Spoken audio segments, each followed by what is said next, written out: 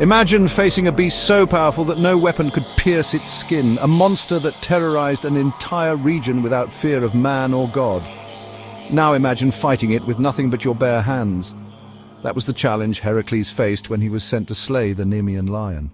An impossible battle against an unbeatable creature. Yet, somehow, he would emerge victorious. But at what cost?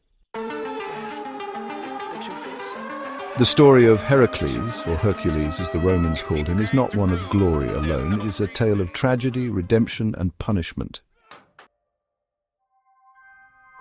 Born as the son of Zeus and the mortal woman Alcmene, Heracles was destined for greatness.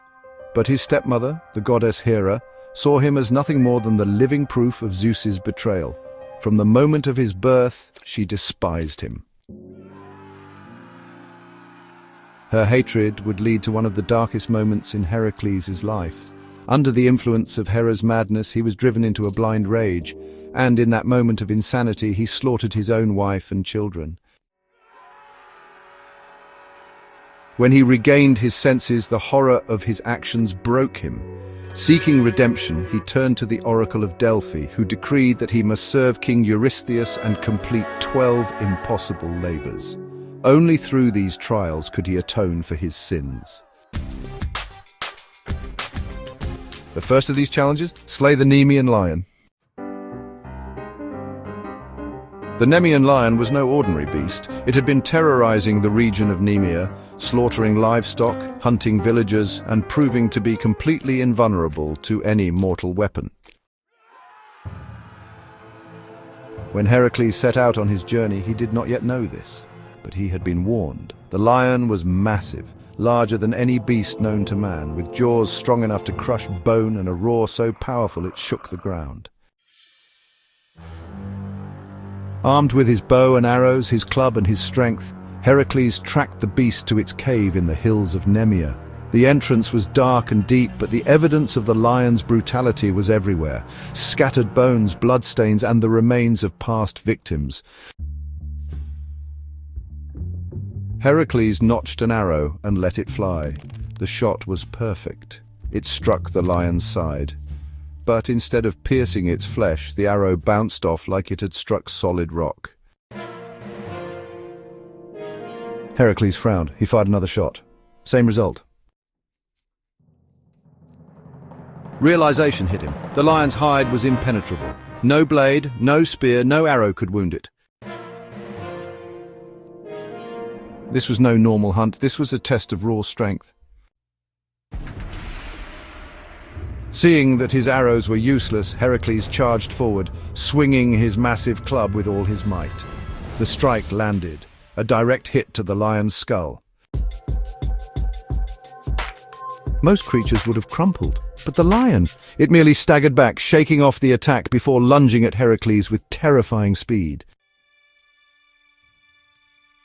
The battle erupted in a blur of claws and muscle. The lion swiped with its massive paws, aiming to tear Heracles apart. But Heracles, trained in battle and blessed with divine strength, dodged and countered, delivering bone-shattering blows with his club. Blow after blow, the lion was battered but never broken. It refused to die. Heracles realized he needed a new plan. The cave had two entrances, so he devised a strategy, blocking one of the exits with a massive boulder, trapping the lion inside. With nowhere to run, the final battle began. Inside the darkness of the cave, man and beast faced off. Heracles threw aside his weapons. If steel and stone could not kill the lion, he would use his own two hands. As the lion leapt at him, Heracles met its attack head-on. He wrapped his arms around its massive throat and began to squeeze. The lion roared, clawing and thrashing, but Heracles did not let go. He tightened his grip, using every ounce of his godly strength to crush the beast's windpipe. The struggle was brutal. Seconds felt like eternity until, finally, the lion's movements slowed, weakened, and stopped. The Nemean Lion, the terror of Nemea, was dead. Heracles, exhausted and wounded, staggered out of the cave, dragging the beast behind him. The people of Nemea, who had lived in fear for so long, cheered his victory. But the battle had taught Heracles something vital. Sometimes even the greatest warriors must rely on their wits, not just their strength. Heracles knew he had just slain a beast no blade could harm, but he also knew that meant its hide was its greatest weapon. Using the lion's own razor-sharp claws, Heracles skinned the beast, crafting its impenetrable pelt into a cloak and hood. From that day forward he wore the Nemean lion's hide as armor, making himself nearly invincible. When Heracles returned to King Eurystheus, the cowardly king was so terrified at the sight of the lion's carcass that he hid inside a large bronze jar, ordering Heracles to deliver future labors outside the city gates. Scene 2, the first labor completed. Thus Heracles completed the first of his 12 labors, but his journey was far from over. Scene 3, the beginning. The slaying of the Nemean lion was just the beginning. Heracles had proven his strength, but the road ahead would demand much more: wit, endurance, and an unbreakable spirit. From slaying the multi-headed Hydra to capturing the three-headed Cerberus, his trials would only grow more impossible. But one thing was certain: Heracles had begun his journey not just as a warrior, but as a legend.